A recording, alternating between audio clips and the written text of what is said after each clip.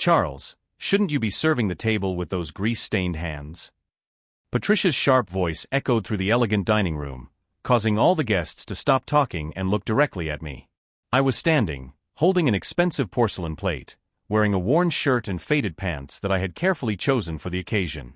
My daughter-in-law's family reunion was taking place at her parents' mansion in Beverly Hills, where every object seemed to scream wealth and status. "I'm sorry," I muttered softly, lowering my head as if I were genuinely ashamed.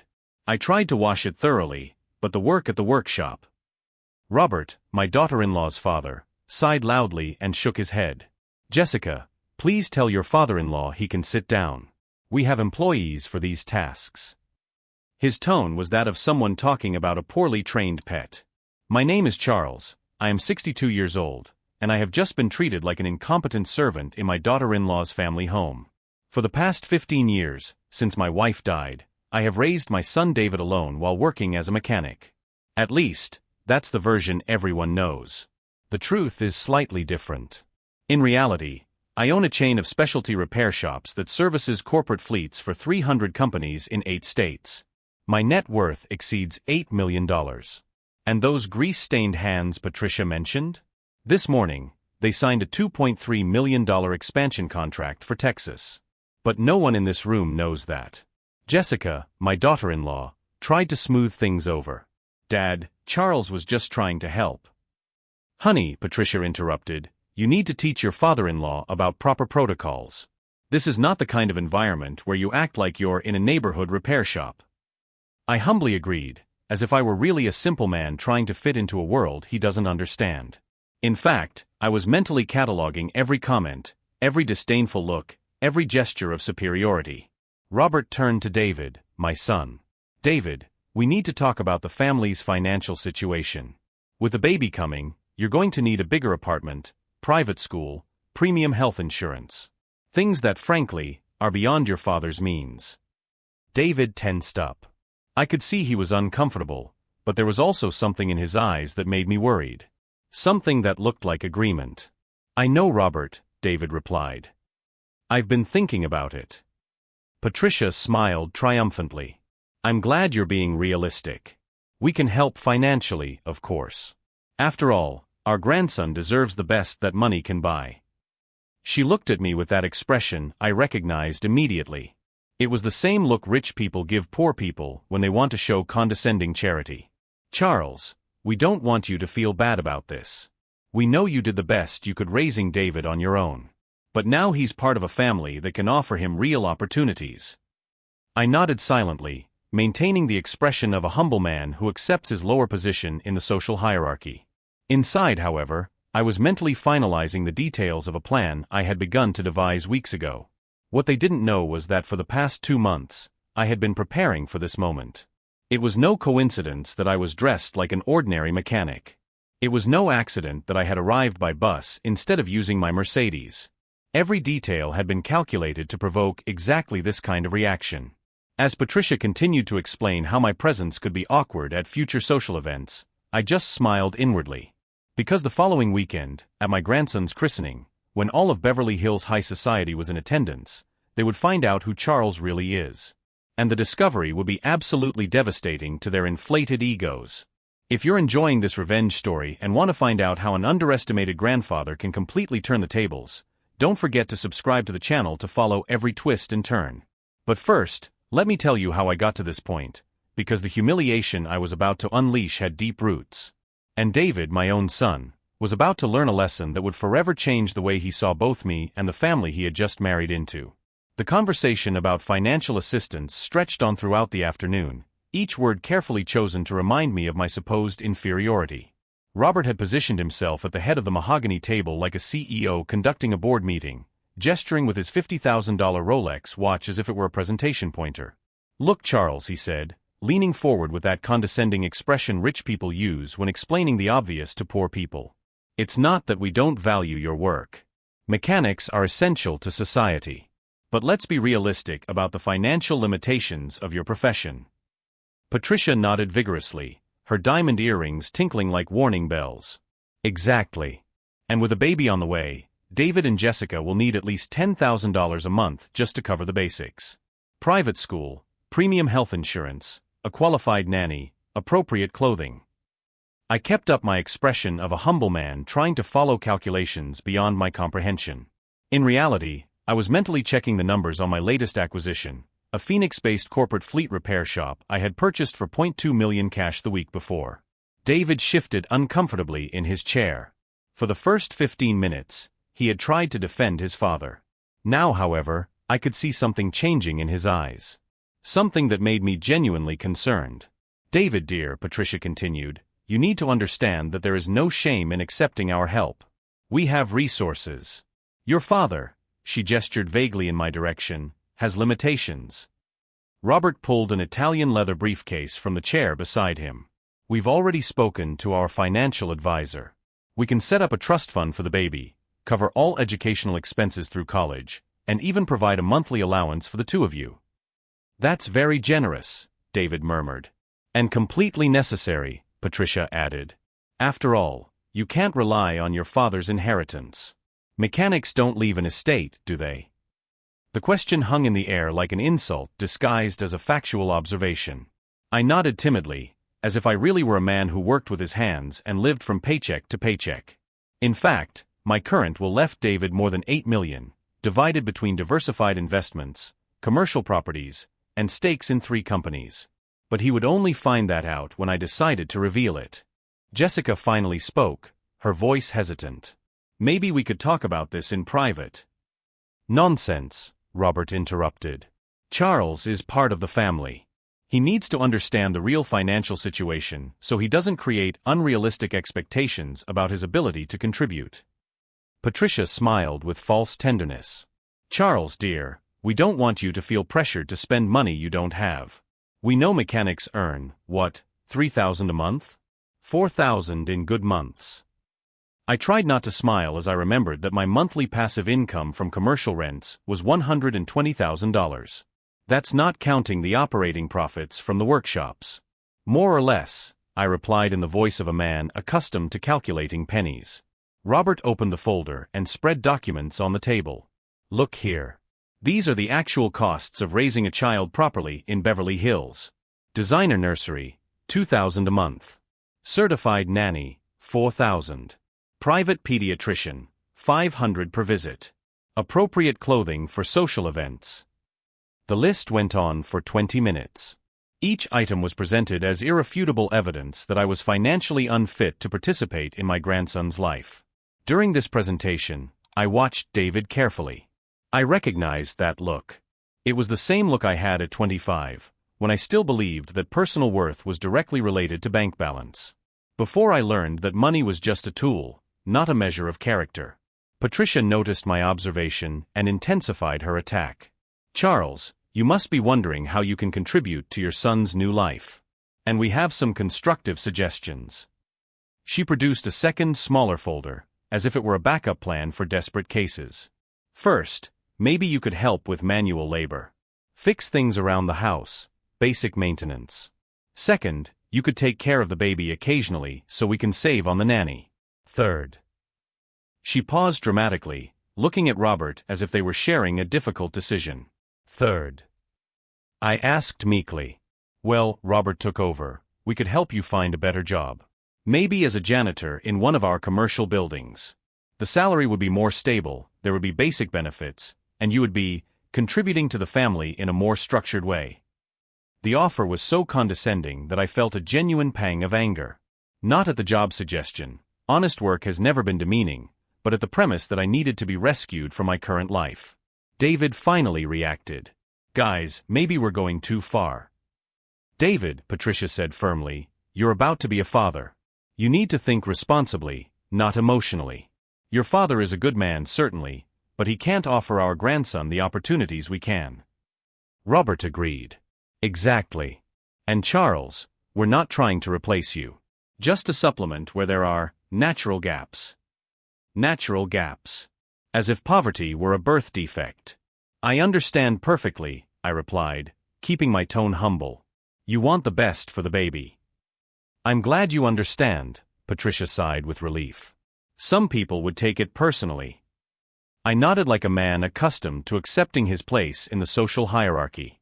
Inside, however, I was mentally finalizing the details of what would happen at the christening. Because Patricia and Robert were about to discover that natural gaps are sometimes just optical illusions. And when all of Beverly Hills high society was watching, when social photographers were documenting the event, when there was no way to hide or reinterpret what they saw, this family would learn a lesson about hasty judgments they would never forget. But first, they still had a whole week to continue underestimating me. A week to dig an even deeper hole of arrogance and prejudice. And I intended to let them dig until they could no longer see the surface. The conversation about my financial inadequacy continued into dinner, each word carefully crafted to establish my position as the poor relation of the family. Robert had turned the living room into a kind of informal courtroom, where my future as a grandfather was being judged and found wanting.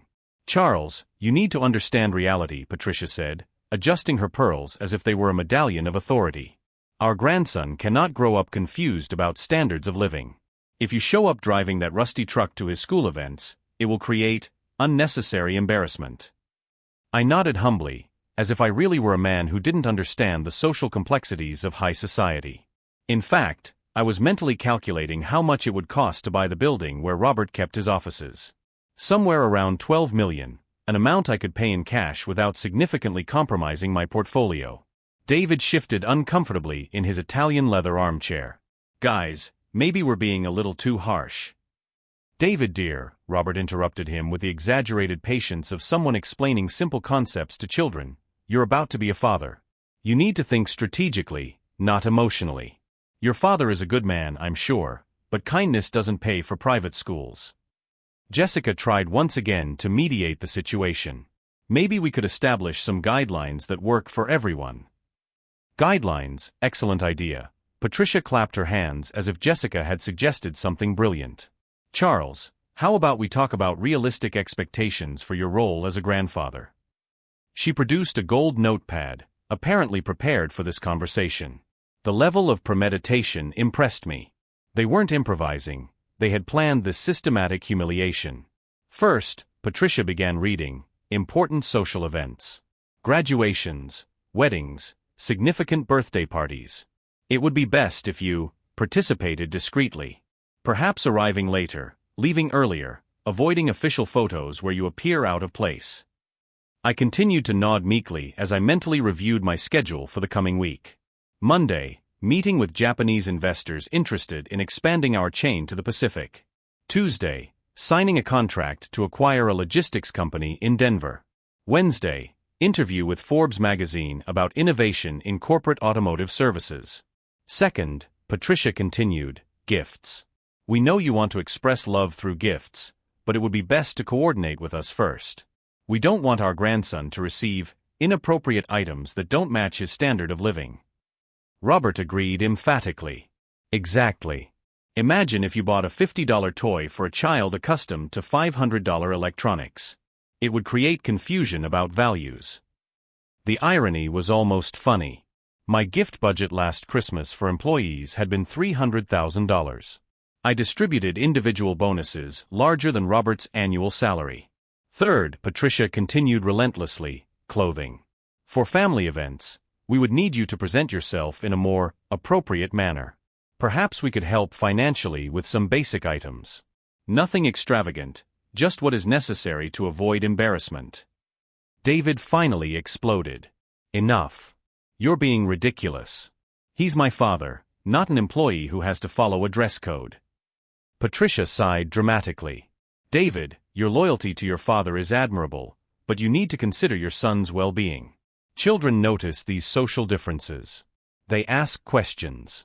Imagine explaining to our grandson why his paternal grandfather looks like a manual laborer, while his maternal grandparents represent success and stability. Something changed in David's face. I recognized that expression. It was the same one I had decades ago, when I still believed that outward appearance defined personal worth. When I thought financial success was synonymous with human success. Maybe, David said slowly, we could find a middle ground. Dad, you wouldn't mind dressing up a little more for special occasions, would you? The question hurt more than all of Patricia and Robert's direct insults. Because it came from my own son. The man I had raised to value character over bank accounts was beginning to question whether I was suitable to be the grandfather of his own grandson. Of course, son, I replied meekly. Anything for the baby. Patricia smiled triumphantly.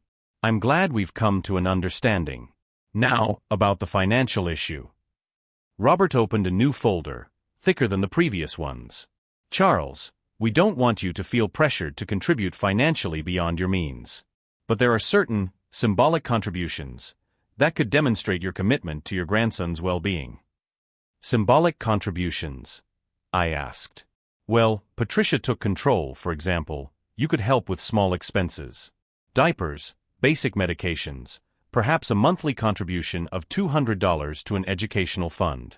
Nothing that would break your budget, but something that would demonstrate participation. $200. They were offering me the chance to contribute $200 a month toward my own grandson's education. The amount I spent weekly on gas for the company helicopter alone. That seems fair, I agreed humbly. Robert visibly relaxed. Excellent. And of course, we'll cover all the really significant expenses. Education, healthcare, extracurricular activities, family trips. Family trips? I asked. Patricia waved her hand. Oh, you don't need to worry about that. We're planning to take our grandson to see the world.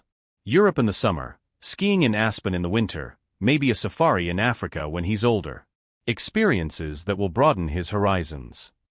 Once again, the irony hit me. I had vacation homes on 3 continents and a private jet permanently parked at Van Nuys Airport. But I was being excluded from my grandson's horizon-broadening experiences. Jessica finally spoke, her voice hesitant. Maybe Charles could join us on some of these trips. Robert and Patricia exchanged a glance. Honey, Robert said carefully, these are very specific environments. 5-star resorts, private clubs, sophisticated social events. We don't want Charles to feel uncomfortable in situations where he clearly wouldn't fit in. Besides, Patricia added, the costs would be prohibitive for him. International airfare, luxury accommodations, meals at award-winning restaurants.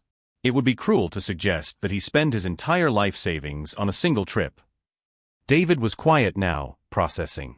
I could see the calculations going on in his mind. He was weighing his love for me against the opportunities Patricia and Robert could offer his son. I understand, he finally said. Perhaps it would be best if Charles participated in the parts, more suited to his budget. It was at that moment that I made my final decision. There were no more doubts, no more hope that this was just a misunderstanding or prenatal nerves. My own son was judging me unfit to be the grandfather of his own grandchild. You're right, I replied, keeping my voice humble. I don't want to be a burden. I want what's best for the baby, even if that means accepting my limitations. Patricia practically beamed with satisfaction. Charles, you're so understanding. That shows true grandfatherly love, putting the child's well-being above your own ego. Robert nodded in agreement. Exactly. And who knows? Maybe in the future, when you're more financially established, we can re-evaluate some of these guidelines. More financially established. As if a 62-year-old man could magically transform a career as a mechanic into enough wealth to impress the Beverly Hills elite. As they continued to plan how to minimize my presence in my grandson's life, I began to mentally finalize the details of what would happen at the christening. Because next Saturday, when 500 high society guests were gathered at the Cathedral of St. Vibiana, when social photographers were documenting every moment, when there was no way to deny or reinterpret what they saw, Patricia, Robert, and even David would learn a lesson about hasty judgments that would echo for the next 50 years of their lives. But first, they still had 5 days to keep digging. 5 days to make the humiliation that was about to rain down on them even more devastating and publicly irreversible. And I intended to let them dig until they could no longer see the light of day. Over the next 5 days, Patricia and Robert became even bolder in their attempts to reform me for the christening. On Monday morning, I received a call that almost made me laugh out loud. Charles, dear, Patricia's sugary voice sounded over the phone. Robert and I have been thinking about your appearance at the christening. It would be best if you arrived, discreetly, perhaps through the back of the cathedral, to avoid unnecessary embarrassment. I kept my voice humble and grateful. Of course, Patricia. Anything for the baby. How understanding of you. And about the clothes, we've already arranged something appropriate. Nothing extravagant, just a basic suit that won't attract negative attention. Robert has a tailor who makes adjustments for people in simpler situations. People in simpler circumstances. As if poverty were a medical condition requiring specialized treatment. That's very generous, I replied meekly. And Charles, Patricia continued, during the ceremony, it would be best if you stayed in the back rows, near the cathedral staff. That way you can participate without standing out from the rest of the family. As she spoke, I was mentally reviewing the final preparations for Saturday. The Augusta Westland AW-139 helicopter was already booked, with a flight plan approved to land on the cathedral lawn at 11:30 a.m. The pilot had specific instructions about the dramatic entrance, low, slow, impossible to ignore. I understand perfectly, I agreed. You've thought of everything. On Tuesday, David called. His voice sounded different, distant. As if he were doing his father a favor rather than talking to him. Dad, Patricia and Robert want to know if you need help with transportation to the christening. They can send an Uber to pick you up. An Uber. As if I were someone who couldn't arrange my own transportation. That would be helpful, I replied humbly. I don't want to be late. And Dad, David hesitated. Maybe it's better if you don't try to mingle too much with the other guests. They're important people, business people, politicians. You might feel out of place. Every word was like a stab in the heart. My own son was asking me to be invisible at my grandson's ceremony. Of course, son. I understand. Meanwhile, I was finalizing details that David could never have imagined. On Wednesday, I confirmed the final arrangements with my executive assistant. The guest list I had sent included 12 CEOs of Fortune 500 companies, the governor of California, 2 senators, and the archbishop who would conduct the ceremony, all people who knew Charles Sterling, the businessman, not Charles, the humble mechanic. On Thursday, Patricia escalated her attempts at control even further. She showed up at the workshop where I actually worked a few hours a week to maintain the facade. Charles, I need to talk to you about realistic expectations for the future. She surveyed the environment with barely concealed disgust, as if visiting a particularly unpleasant zoo. Robert and I have decided it would be best to establish some permanent guidelines for your relationship with our grandson. She pulled a folder out of her purse that looked like it had been prepared by lawyers. First, supervised visits. We don't want you spending time alone with the child until he's old enough to understand social differences. I continued wiping my hands with the cloth, keeping my expression neutral as she systematically destroyed my role as a grandfather. Second, pre-approved gifts. Anything you want to give our grandson must go through us for approval first. We can't have inappropriate toys or gifts that send conflicting messages about standards of living. Third, she paused dramatically, special events. Graduations, important birthdays, proms. It would be best if you didn't actively participate. Perhaps watching from afar, so as not to create awkwardness. Each word was calculated to reduce me to a ghost in my own grandson's life. A grandfather who existed only on the margins, always reminding everyone of the family shame. I agree with everything, I replied meekly. You know what's best. Patricia smiled triumphantly. What a relief to see that you're a rational person. Some people would take this personally. Later that afternoon, I called my personal attorney, Jonathan Blackwood, a senior partner at one of Los Angeles' leading law firms. Jonathan, I need you to be present at Saturday's christening. Bring all the documentation of my assets. Bank statements, investment portfolio, property deeds, everything. Of course, Charles. May I ask why? I'm going to need to prove who I am to some people who have seriously underestimated me. On Friday, I received the final call from Patricia. Her voice was brimming with satisfaction. Charles, dear, just confirming the details for tomorrow.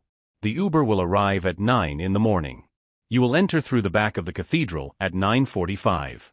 The suit we sent should fit properly. And remember, discreet and respectful. Understood, I replied. I'll be there exactly as planned. And I would be. Just not in the way she imagined. While Patricia talked about how awkward it would be if I tried to sit in the front rows, I was looking out the window of my executive office on the 23rd floor, mentally reviewing every detail of what would happen in less than 18 hours. The helicopter would land just as the ceremony was reaching its climax, with 500 guests from Beverly Hills elite in attendance. The cathedral's security cameras would capture everything. The society photographers would document every second. And when I stepped off that aircraft, wearing my $6,000 Armani suit, with Jonathan carrying the briefcase of documents proving my $8 million net worth, when the guests who knew me as Charles Sterling began greeting the humble mechanic, Patricia, Robert, and David would learn a lesson about hasty judgments that would echo for the rest of their lives. If you're following this elaborate revenge story and want to find out how an underestimated grandfather can completely turn the tables in the most public moment possible, subscribe to the channel so you don't miss the epic conclusion. But first, let me tell you about the final preparations on Friday night. Because while they slept peacefully, confident in their social superiority, I was making the final calls that would turn my grandson's christening into the most embarrassing event in Beverly Hills social history. And unlike all the humiliations I had received during the week, this one would be irreversible, documented, and completely public. At 11:29 a.m. on Saturday morning, I was checking the final details at the private heliport in Van Nuys. The gleaming Augusta Westland AW-139 waited, its rotors still static, while the pilot finished his pre-flight checks. "Mr. Sterling," said Jonathan Blackwood, my lawyer, adjusting his tie as he held the leather briefcase containing all the documentation of my estate. "Are you sure you want to do this way? It's quite dramatic." I smiled as I adjusted my $6,000 Armani suit. "Jonathan, after a week of being treated like an incompetent employee, believe me, dramatic is exactly what the situation calls for." At 11:30, we were flying over Beverly Hills. Below, I could see the meticulously manicured grounds of St. Vibiana's Cathedral, where 500 guests from the social elite had already gathered for my grandson's christening. Luxury cars filled the parking lot like an exhibition of wealth and status. "Approach in 1 minute, Mr. Sterling," the pilot announced over the intercom. "All security protocols have been approved. The south lawn has been cordoned off as requested." Through the window, I could see exactly what I had planned. The ceremony was in full swing, with the Archbishop at the altar and all the guests facing forward. Patricia and Robert occupied the front row, dressed like royalty, radiating satisfaction at being the center of Beverly Hills social attention. David held my grandson, still unaware that his father was about to completely rewrite the family narrative they had built over the week. The helicopter began its descent. The sound of the rotors cut through the air like a symphony of vengeance. At first, it was just a distant hum. Then, a growing roar that made everyone turn their heads toward the sky. Confused murmurs echoed through the crowd as our aircraft appeared on the horizon, gleaming in the California sun. "What the hell?" I heard someone shout as we began to land on the perfectly manicured lawn. Patricia was standing now, her face contorted in an expression of utter horror. Not because a helicopter was landing at her grandson's ceremony, but because she immediately recognized that it meant money. Lots of money. The kind of money she and Robert spent months planning to flaunt at social events. Robert had his mouth open, staring at our aircraft as if it were a UFO landing in his backyard. The crowd of guests, CEOs, politicians, socialites, was in an uproar, some filming with their phones, others trying to identify who could be arriving in such spectacular fashion. "That's Charles Sterling's Augusta Westland AW-139, I heard someone shout. "What's he doing here?" Patricia froze. She literally froze in place when she heard the name Charles Sterling. Her eyes widened as if she had seen a ghost, and she began to look around desperately, searching for some explanation that made sense. Because Patricia knew Charles Sterling, the businessman, very well. She had tried to approach me at social events for years, always being politely rejected. The name Charles Sterling was on charity donor lists, in business magazines, in circles she aspired to frequent but never gained real access to. The helicopter touched down with professional smoothness. Through the windows, I could see the crowd approaching cautiously, curiosity overcoming confusion. Camera flashes began to fire as the doors opened. Jonathan stepped out first, immaculate in his $3,000 suit, carrying the briefcase that documented every penny of my $8 million net worth. Then I appeared. Charles Sterling. Not the humble mechanic who had been humiliated for an entire week. Charles Sterling, owner of a chain of corporate repair shops in 8 states, investor in commercial real estate, a man whose monthly passive income exceeded the annual salary of most people present. The silence that followed was deafening. Charles. The governor of California was the first to recognize me, walking straight toward me with a genuine smile. What a fantastic surprise to see you here. I didn't know you had a connection to this family.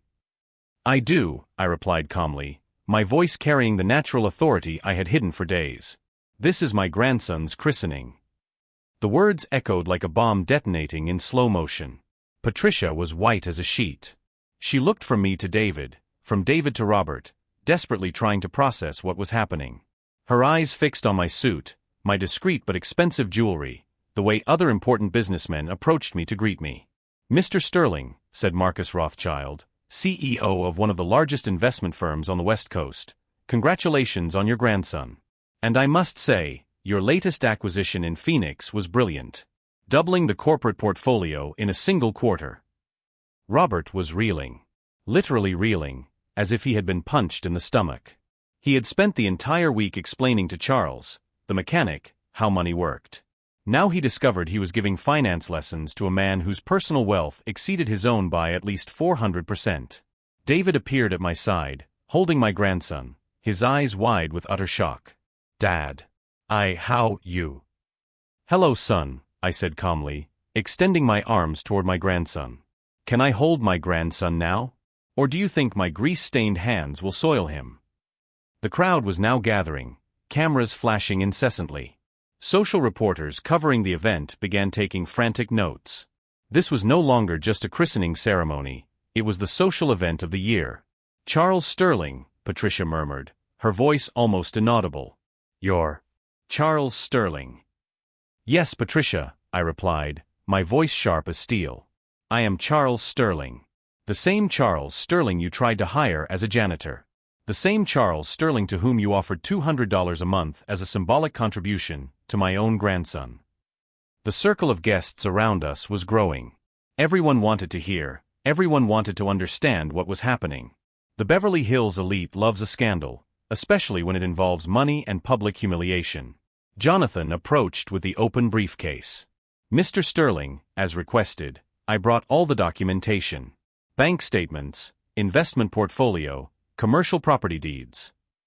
I took some documents from the briefcase. Patricia, Robert, you spent the whole week worrying about my financial ability to contribute to my grandson's life. Let me clear up your doubts. I showed them the first page. This is my bank statement from last month.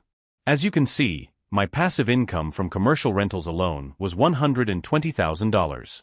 That's not counting operating profits from the workshops or investment dividends. Patricia was shaking now. Physically shaking. This second page, I continued relentlessly, shows my current investment portfolio. $8.2 million in liquid assets, diversified among stocks, bonds, and real estate. Robert tried to speak, but could only manage incoherent sounds. And this third page, I finished, is the will my lawyer updated yesterday. It leaves everything to David and his son. All that money you thought I didn't have. The silence was absolute. 500 people from Beverly Hills high society witnessing the most complete public humiliation in recent social history. David finally found his voice. Dad, why didn't you ever tell me? Why did you let them treat you that way? I looked directly at my son. Because I needed to know, David. I needed to know if my family would love me for who I am, not for what I have. And I found out. Patricia fell to her knees on the lawn, her pearls scattering across the grass. The humiliation was so complete, so public, so irrevocable, that she had literally collapsed under the weight of her own hypocrisy. But the real twist was yet to come. Because while everyone was processing what had just happened, Jonathan took one last document out of his briefcase. And that document would change not only this ceremony, but the entire future of this family. Jonathan held up the last document, his voice cutting through the absolute silence that had settled over the cathedral lawn. This is the donation agreement that Mr. Sterling signed yesterday. $10 million to establish the Charles Sterling Educational Fund in his grandson's name. $10 million. The words echoed like thunder among the 500 guests. Patricia was literally on her knees on the grass, her pearls scattered around her like crystallized tears of her shattered arrogance. Robert had leaned against a nearby tree, his face pale as if he had seen a ghost.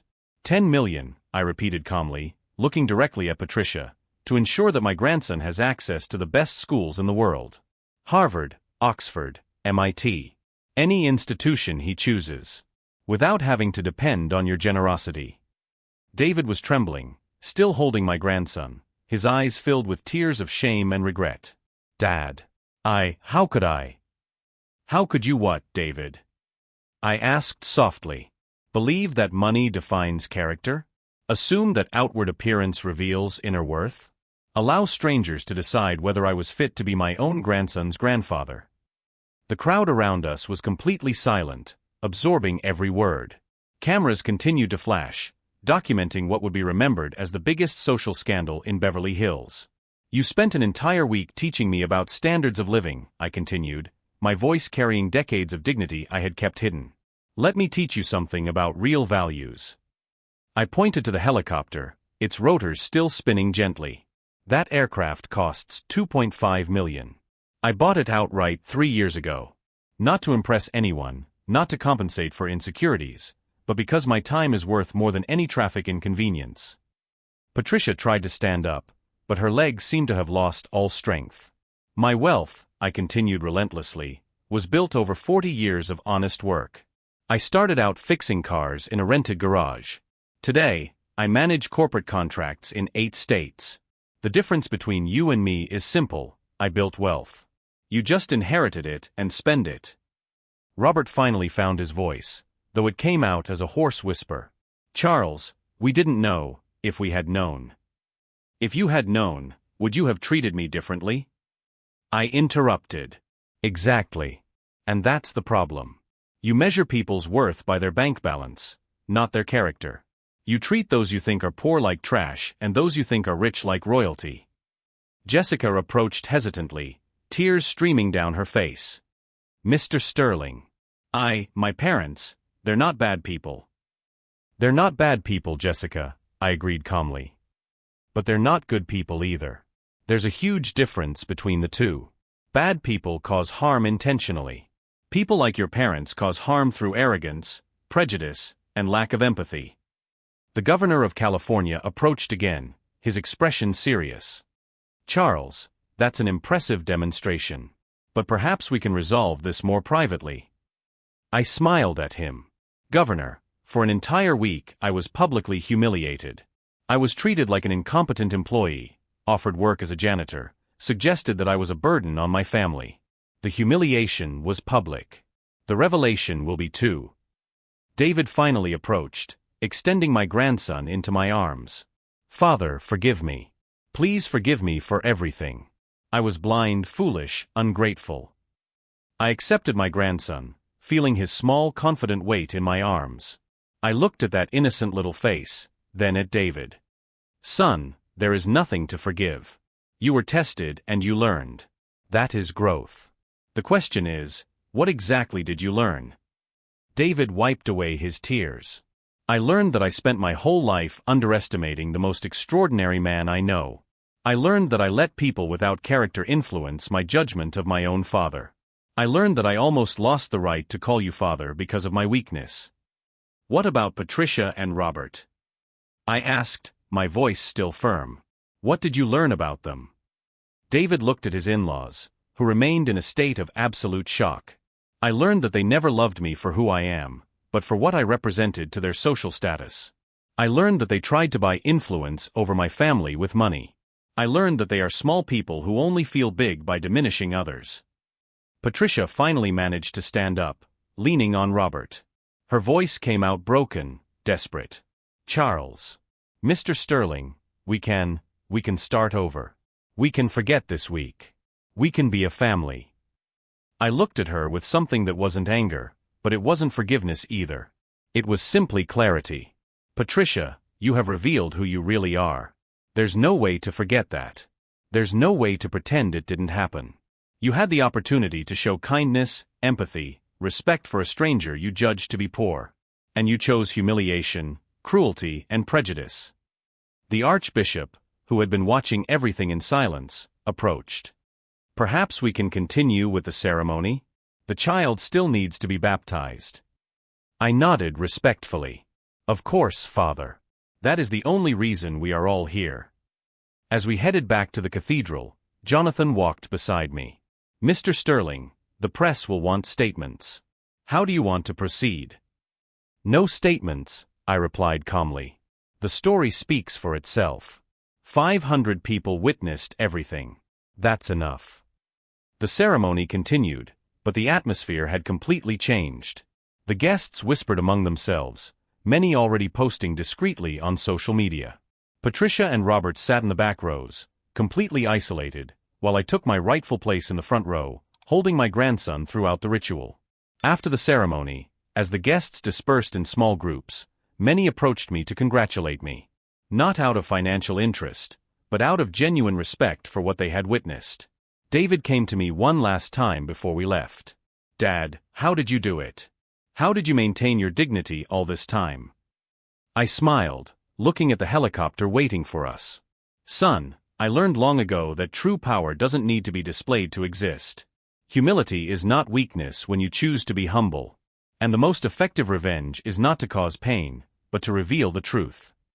6 months later, Patricia and Robert divorced. The social scandal destroyed the reputation they had built over decades in Beverly Hills. Robert lost several important contracts when clients discovered how he treated people he considered inferior. Patricia was quietly excluded from all elite charity committees. David and Jessica moved into a modest home, refusing any financial help from her parents. David returned to visit me every week, bringing my grandson, not out of obligation, but out of genuine joy. On my grandson's first birthday, we organized a small intimate party in my backyard. Nothing extravagant, just real family and true friends. As I watched my grandson take his first steps on the grass, David approached me.